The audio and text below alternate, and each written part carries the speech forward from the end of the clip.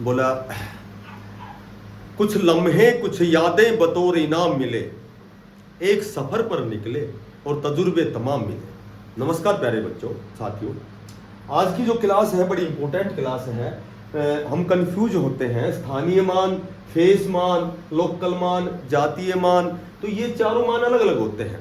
ठीक है, एक थंबनेल में भी मैंने क्वेश्चन लगा रखा है कि 425.137 में 3 का स्थानीय मान। देखो दशमलव में स्थानीय मान कैसे निकालते हैं, विशेषकर एसएससी के जो बड़े लेवल के एग्जाम होते हैं, कह सकते हो सीपीओ, सीजीएल हो गया, डाटा एंट्री ऑपरेटर हो गया, या और भी वेरियस प्रकार के एग्जाम जो बड़े होते हैं, बैंकिंग में सीपीओ, वो पीओ हो गया, प्रोबेशनरी ऑफिसर होता है, तो इस तरह के जो भी बड़े लेवल के, या फिर आईबीपीएस में भी बड़े पदों पर। तो कहने का मतलब ये है कि ये क्लास आपके लिए इम्पोर्टेंट रहेगी। आज आपके स्थानीय मान, फेस मान, लोकल मान, ये सारे जितने प्रकार के मान हैं, ये सारे मैं एक ही वीडियो में क्लियर करूंगा। छोटी सी वीडियो रहेगी लेकिन आपके सारे कॉन्सेप्ट क्लियर होंगे। देखो मैं कहूँ 25,732। सबसे पहले तो यही कंफ्यूजन दूर करो कि जो जातीय मान होता है इसको हम वास्तविक मान बोलते हैं। जो रियल संख्या, जो रियल उसका मान है, वो उसका जातीय मान होता है। यानी कि जाति से क्या है, तो जाति से ये 2 है, ये जाति से 2 ही है, यहाँ 9 लिख देता हूँ। 9 है, ये जाति से 9 ही है, तो जातीय मान 9 ही होगा। 7 है, ये जाति से 7 ही, इसको 7 ही पढ़ेंगे। इसका जो वास्तविक मान 7 है, तो 7 का जो जातीय मान 7 रहता है। 3 का हूबहू वही अंक होता है जातीय मान जो वास्तविक उसका मान है।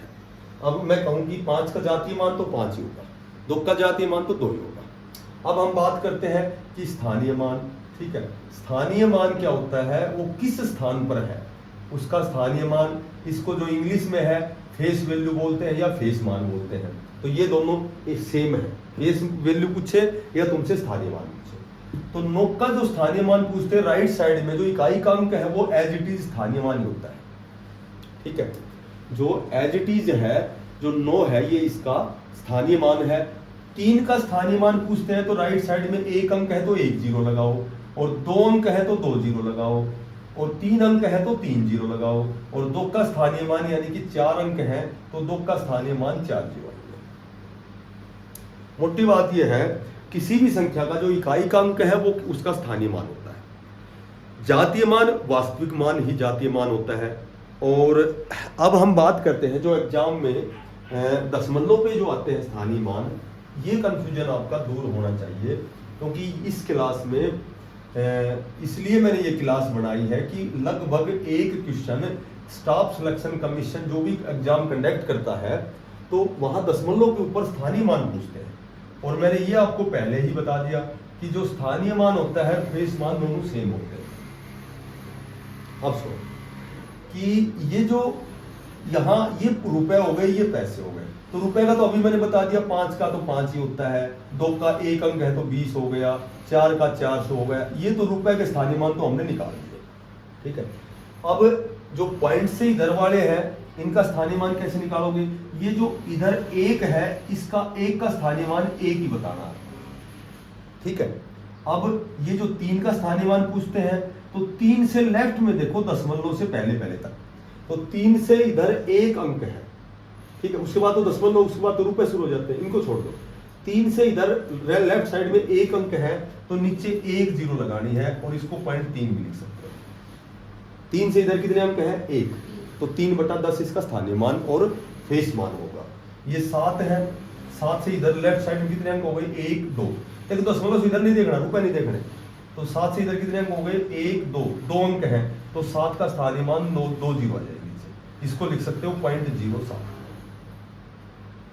मोटी बात यह है, दशमलव से उधर पैसे हैं, पैसों का स्थानीय मान आपको कैसे निकालना है। रुपए का स्थानीय मान तो इकाई से स्टार्ट करते हैं, और दशमलव के उधर जो पैसे हैं इनका स्थानीय मान यहाँ लेफ्ट से शुरू करते हैं।